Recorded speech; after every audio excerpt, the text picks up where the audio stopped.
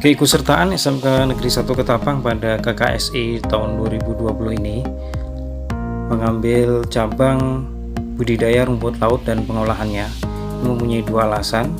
Yang pertama adalah untuk produk alternatif atau diversifikasi pengolahan rumput laut non-pangan, karena sebelumnya kita sudah cukup akrab dengan produk rumput laut seperti bakso rumput laut, mie rumput laut, dan steak rumput laut. Dan alasan yang kedua, kita ketahui bersama bahwa masa pandemi ini melahirkan suatu kebiasaan baru, yaitu berupa seringnya mencuci tangan menggunakan sabun. Hal ini menjadikan sebuah peluang untuk menyediakan sabun cuci tangan yang ramah lingkungan.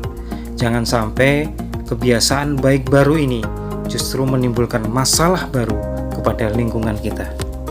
Pada akhirnya, saya ucapkan selamat menikmati video ini.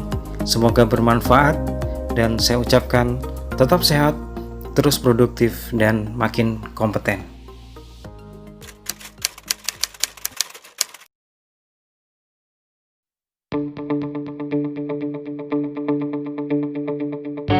Jenis rumput laut yang kita jadikan bahan baku pembuatan sabun cair rumput laut adalah dari jenis Eusema cottoni.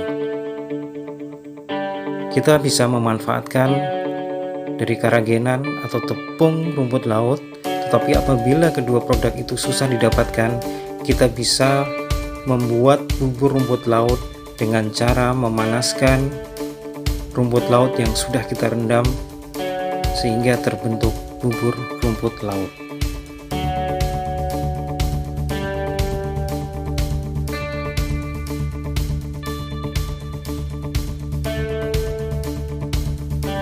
Bahan yang digunakan taxaflon, sodium sulfat,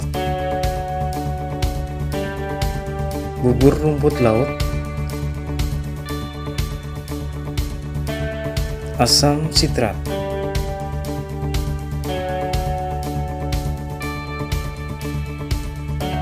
EDTA, antibakterial atau BKC, ambitol, pewangi apel, las, pewarna, dan yang terakhir garam atau NaCl. Sebelum melakukan proses pencampuran, kita perlu mempersiapkan beberapa bahan yang harus dilarutkan terlebih dahulu. Di antaranya adalah las. Proses ini bertujuan agar nanti saat pencampuran itu bisa mencapai titik homogenitas yang kita inginkan.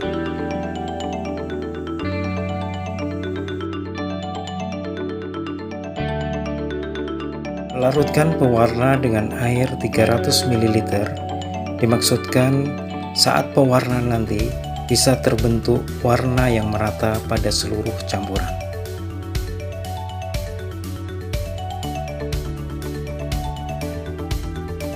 Proses pembuatan sabun cair rumput laut dimulai dengan pencampuran bahan-bahan utama.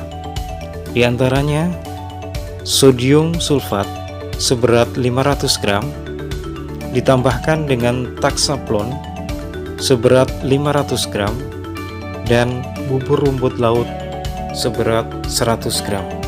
Ketiga bahan ini dicampur, diaduk secara merata sehingga didapatkan hasil yang homogen.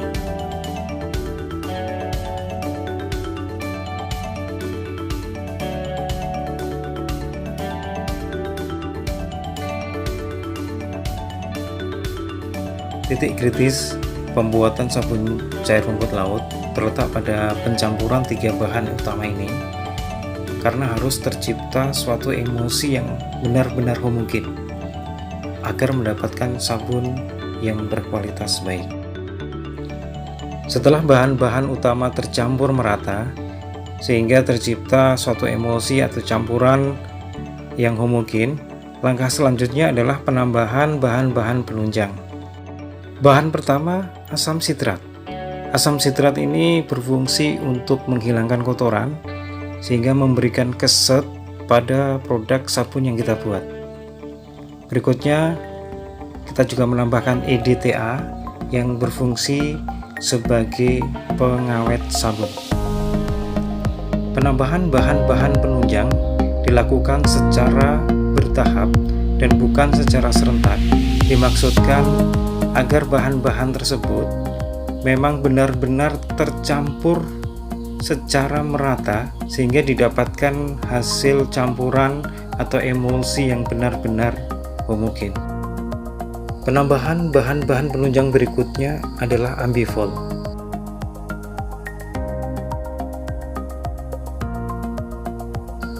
Ambivol yang dipakai 40 ml berfungsi untuk menambahkan busa. Apabila kita ingin sabun kita berbusa lebih banyak, kita bisa menambahkan jumlah Ambivol yang lebih banyak. Bahan berikutnya adalah antibakterial BKC sejumlah 40 ml.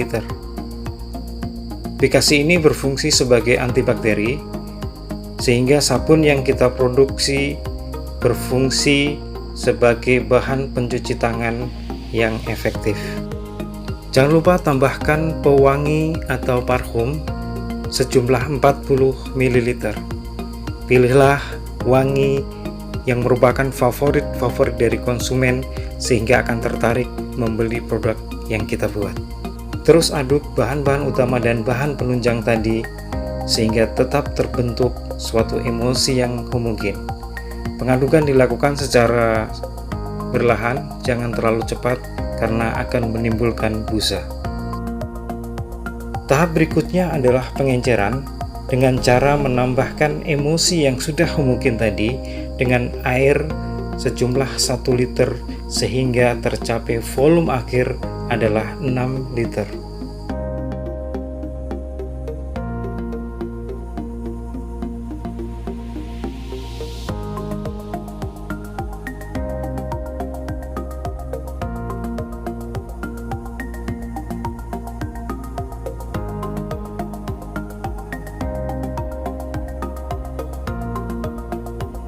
Pengenceran pertama kita dapatkan larutan sejumlah 6 liter. Kemudian kita lanjutkan dengan penambahan larutan las yang sudah kita encerkan tadi.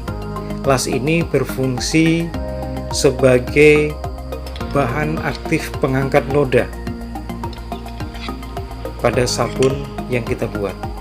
Kita lanjutkan dengan pengenceran tahap kedua dengan cara menambahkan air bersih secara bertahap hingga larutan terbentuk menjadi 10 liter.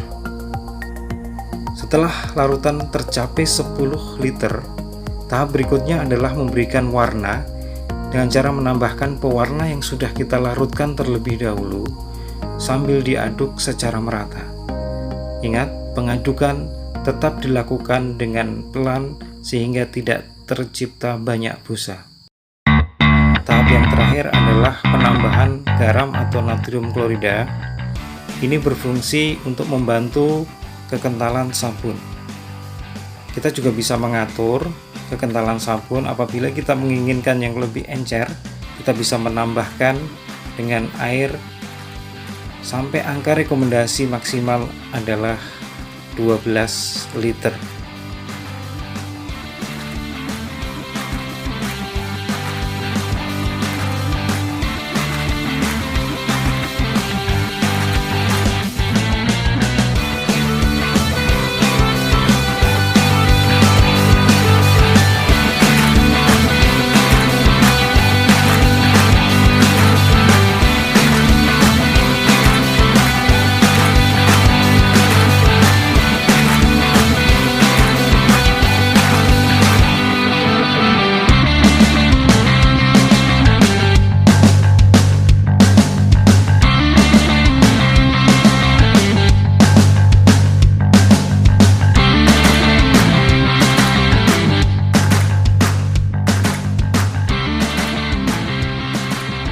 KSI 2020 bisa! SMK Negeri 1 Ketapang Jaya!